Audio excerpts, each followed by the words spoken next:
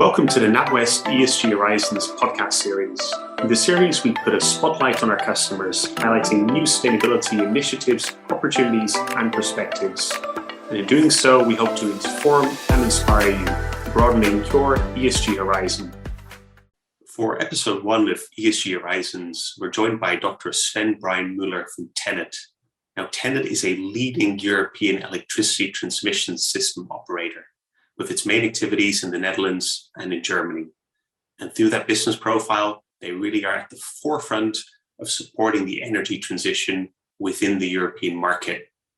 Now, Dr. Müller is responsible for the 2 gigawatt program, which is an innovative approach to helping us scale up offshore wind energy. To begin with, Dr. Müller, what does the 2 gigawatt program entail?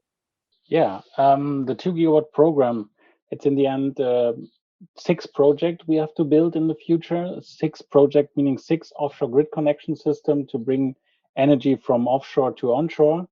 3 in the Netherlands and 3 in the German area, in the German North Sea. And these grid connection system will be 525 kV grid connection systems that is first time built in the all over the world.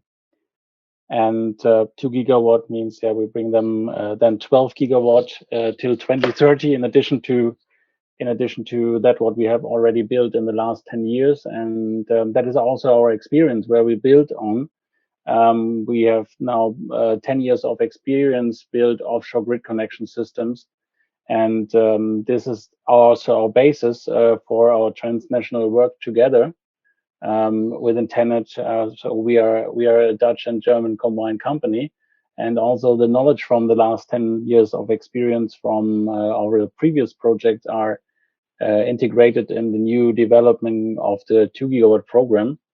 And it's a great opportunity to have such a basis, what we need within TenneT to build 2 gigawatt projects and to operate them afterwards. Building on that point, how can the program make offshore wind a cheaper energy source?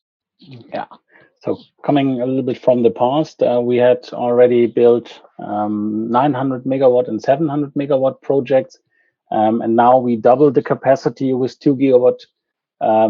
Therefore, we reduce the amount of systems we have offshore. If we look about 2 gigawatt, we reduced also the size of our platforms. We increase them because we double the capacity, but we don't double the size we need for an offshore platform. That we reduce a lot. So we can also reduce steel and so on. And also where we combine those grid connection systems offshore, meaning the platforms, we can also reduce the amount of cables we will use. And this is one of the benefits. If we look at our systems, we use 4 cables, and they are 150 kilometers outside. So meaning per grid connection system, we can reduce the cable of a lot of, that's 600 kilometer cable per grid connection system times 6 we have now, so meaning a lot of cable kilometers then, and if there are more projects to come, so that will be a huge reduction to bring the cost down also. And besides the cost savings, what are the other sustainability benefits of this program and of this way of installing cables? We install less cables, so we will bring costs down with that. But the environmental impact we will reduce with that is huge. We have to build less cables and install them in the North Sea and in the Waddenzee. But we will not stop there with building with reducing the environmental impact what we build. We will also ask our contractor or our possible contractor to bring up topics for corporate social responsibility. So meaning we will ask them where they will build, what are the impact of human rights in where they will build, how they will transport the platform from the area where they will build up the platforms to the North Sea. So these are we will take into account to find our best partner to build those grid connection systems. So corporate social responsibility is for us also a big topic for the future, to look at it and how we can reduce the impact of environmental impact and to look at human rights. Thank you. And another aspect here is the potential for standardization in the offshore wind market. How can the program assist there? Yeah, the program or standardization is not an end in itself. It's more about the fact that we want to reduce cost, and this is our game changer, what we think, to bring the cost for investment and operation down. And therefore, we developed our 2 gigawatt grid connection system in that way that we will build the same, and we will ask the same from each and every supplier. Meaning, also we enable the supplier to learn from the experience they gained from previous projects and can bring them into the next project. So we are a reliable partner in that sense. And we can compare this with a situation like a car. Yeah. So from an outside, the body looks similar, the same, but the engine can be different. And that is also our thinking.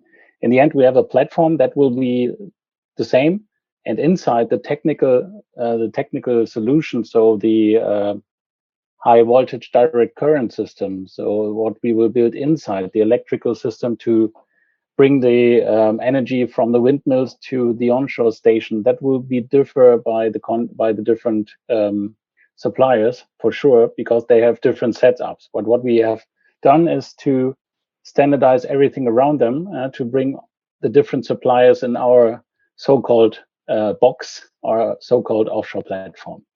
And that is our standardization idea. And we can compare that with a car. Looks from outside the same, has a different engine, and maybe have different chairs in it. So there will be differences, but they will be small in that sense. Dr. Müller, you referenced the role of suppliers here. Besides the leadership role that TenneT is taking, which are the other key stakeholders in this program?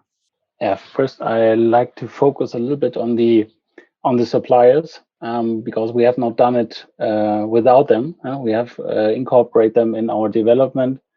We had an innovation partnership with 5 high voltage direct current suppliers. We set up one grid connection system with them, or an electrical high voltage system with them.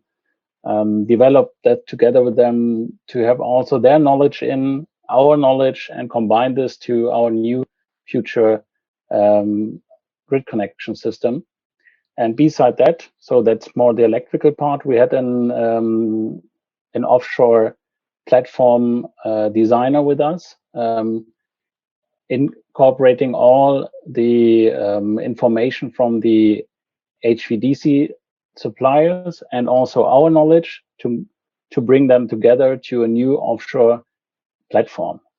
And beside the platform part, we have a pre-qualification system for the new 525 kV offshore cables that is currently running with 8 suppliers, and that will be find an end by end of next year somewhere. So we are in the developing phase for that cables, but in the end, we have a lot of experience now gained from the past to bring that to a good end. And beside the suppliers, we used our internal knowledge. So we have an operational department, a maintenance department with us. They have gained knowledge from the previous projects, how to operate the platform best within TenneT, gained knowledge from the external partners to bring them in, and this we have combined for the setup or for the design and for the layout of our platforms. Great, and perhaps to finish off, what have been your main learnings in overseeing the 2 gigawatt program? Yeah, when I look back, then it's often we have to build something. Okay, that was the question in the beginning. We need to build grid connection systems. What is our preferred solution? And what we have done within TenneT was we have asked our operators and maintenance departments to bring in their knowledge, because in the end they need to operate them 30 and 40 years. And to bring them in, they are not surprised afterwards what they will get and what they need to operate.